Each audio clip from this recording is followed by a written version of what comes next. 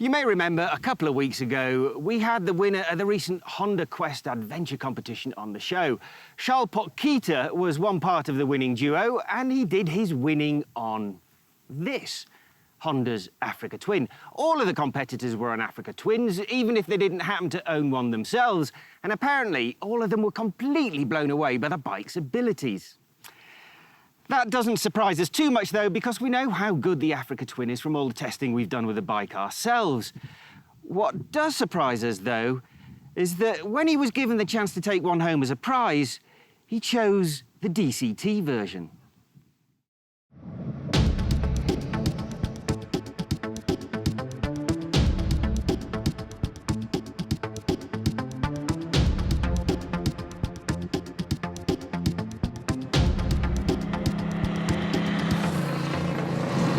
It does seem a bit weird to me that in the world of performance cars, new technology like this DCT system, well, it's welcomed with open arms. In the world of motorcycling, however, there's generally loads of mumbling and grumbling from the purists about taking the skill and the fun factor out of motorcycling.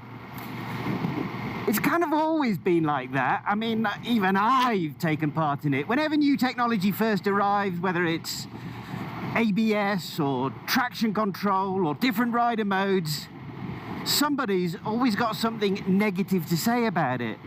And yet, you know what? I wouldn't have a new bike these days that didn't feature that technology.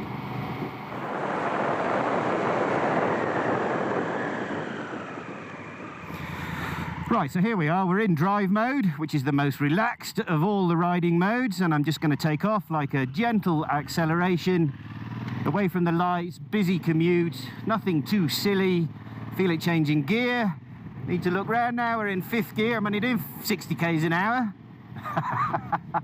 Well, it's so smooth I haven't noticed, I'm sorry, I have to peer around this camera that's looking at the dash for you.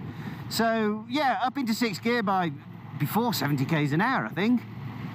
And the changes are just so damn smooth, you almost have to look to see that the numbers change to know you've gone up another gear. Very impressive. And then imagine that the traffic has slowed down. The thing with drive mode is that it'll hang on to the taller gear for as long as possible. This drive mode is good for economy, of course, and relaxed cruising. So now I'm down to 50 k's an hour, it's still in 5th gear, and I'm going uphill a little bit. So I'm chugging along behind the traffic. Actually, that's quite amazing. I'm in 6th gear now and it's 51 kilometers an hour. I didn't notice it change. So you can tell as you slow down, it's still keeping the higher gear. And if I accelerate gently, it's in 5th at the minute. Look how quickly it's gone into 6th. Now, it doesn't mean it has to do that. You're in drive mode, here I am. Where am I? I'm 5th gear again, about 55 k's an hour. I've come up against the car, want to blast round, so I give it a serious amount of throttle, and it's kicked down to 3rd, and you'll notice it's hanging on to it before it changes up again. So that might, in a fantasy world, have been 100 miles an hour, and we were still in 4th gear. In fact, I'm still in 4th gear. Very, very clever. Okay, so same thing again, except now I'm in the sport mode. And there's 3 levels in sport, so I've taken the most aggressive, the 3rd level, which should, in theory, hold on to the gear for longer, give me more acceleration, and generally use a shorter gear. And also change down to a shorter gear quickly. Well, let's stop talking and have a go. We'll try and do that nice urban commuting accelerate again. Nothing too serious. 2nd. Oh yes, holding on a bit longer. 3rd. 4th. 90 k's an hour now. Still hardly, it must be about quarter throttle opening. 5th at 110, we're still in 5th. Oops, corner, always handy to go around those. 120, can't see the damn thing. 5th still. See what I mean? And now, oh, it's just slopped into 6th. Okay, and as I slow, it's changing down gear. You notice 4th now at 60 there. And same thing again, I'm sort of tootling along at, well, 75 k's an hour, except it keeps changing down to 5th already, whereas it would tootle at that speed in 6th in the drive mode. So I can, let's see if we can get into 6th. There we go, 6. I want to overtake, so I give it a big boot to throttle. Wow, look at that, it's definitely changed down quicker. Almost all the way to the red line now. Wow, before it's changing. So I've only gone into 5th there at a theoretical 170 odd k's an hour. Because the motor's revving a bit harder, you can feel the changes a little bit more, but it feels more engaging. It feels like it's reading your mind a little bit. Yeah, I like it. It's a very clever system, but you know what? Getting old is a terrible thing, because I think I'm going to stick it back into drive mode and just relax and chill a bit. It's clever enough and responsive enough and chilled enough. Oh dear, pipe and slippers next.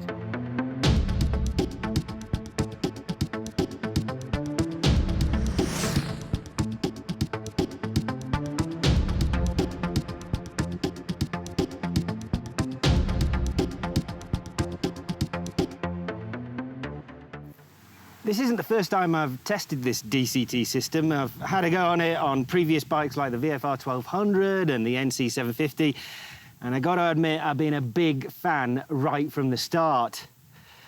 Thing is, it's new technology and not everyone embraces new technology. Some people think it's a good idea for the road, and why not? But most people also think that it's gonna be a hindrance off-road. So I'm here at ADA Training Centre west of Pretoria with my new mate Charles, who's going to prove otherwise.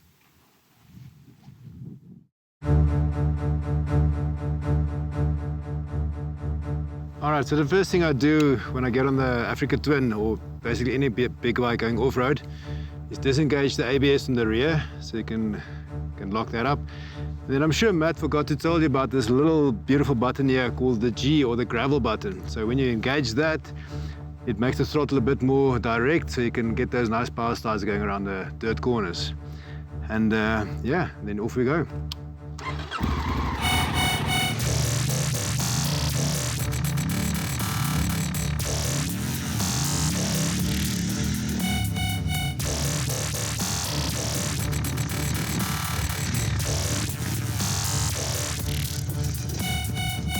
I think as most of you are wondering, this being an automatic bike, that you can't choose which gear you want to be in. But Honda's got this nice little manual button that you push there, and these selectors on the left-hand side of your hand, where you can up select and down select the gears you want to be in. So once it's in the manual mode, it'll stay in the gear that you choose for as long as you want it. But if you do keep it in automatic, you can upshift and downshift automatically or manually yourself as well. But it will revert back to the automatic state it's in. So when you go downhill, stick it into manual, stick it into the gear you want to help you build up compression once you go downhill. Because if you don't and you leave it in automatic going downhill, and especially on off-road, it will run away with you, and you might end up on your side.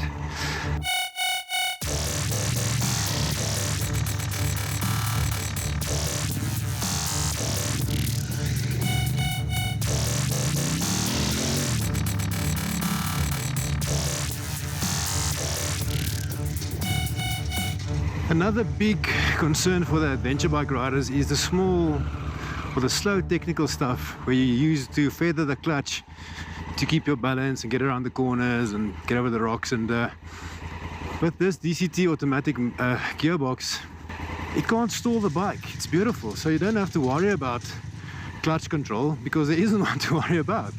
So you go around here, look where you want to go, open up the throttle, lean in the corner, have a look at the exit, and just look at that. I mean, slow stuff.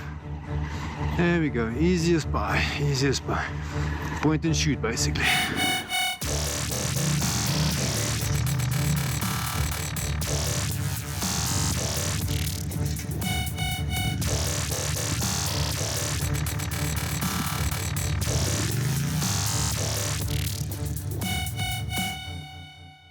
DCT, 3 little simple letters that, when put together, you end up with something like motorcycling Marmite. You either get it or you don't. And I think you should start getting it, because we're going to see many, many more of these wonderful systems. And I reckon that can only be a good thing. Now, you say that we're going to be seeing a lot more of it, but I'm not so sure. I mean, it's not been received with universal admiration and praise, has it, this system? No, you're right, and to be honest, I think that's got more to do with the way Honda have marketed it. If you think about the car guys, this would have been lauded over, wouldn't it? Yes. The bike guys, well, Honda could... It's an amazing system, let's get that over and done with, but Honda could really have done themselves a favour and put it in maybe a new RC45 or a Blade SP. Yes. Because it's that good, it changes gear quickly, it's like an auto-blipper gearbox. So if they made a fuss and dance about it, then yeah. Look, OK, well, despite the fact that it's not proving to be very popular, you absolutely loved it. Yes. And you love the bike. Yes. Is everything good?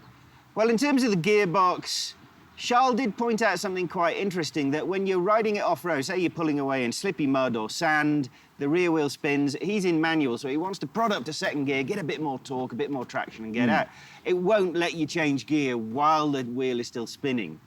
So that's something that may get improved in the next model, or even there's an adventure version of this arriving by the end of the year, so that... An adventure version of an adventure bike? Well, it's like the GS Adventure, you know, that's true, more adventure-y model. And to be fair, I feel, and it does come as an option, but they haven't fitted them as standard, it needs a gear lever.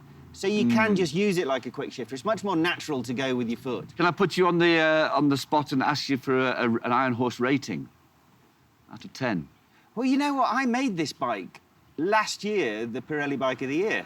Unfortunately, not enough of them agreed with me, so it came second overall. Yes. Now, I nailed my colours to the mast last year. 2016 Pirelli Bike of the Year, I voted it as the winner. I voted the Thruxton second, but the Thruxton ended up winning. So now I've rated it right from the beginning. This DCT is an extra 10,000 rand, about an extra 8 or 9 kilos in weight, which you don't notice. No. The bike's brilliant, the DCT system's brilliant. If you have a go, and that's the secret, you will be converted.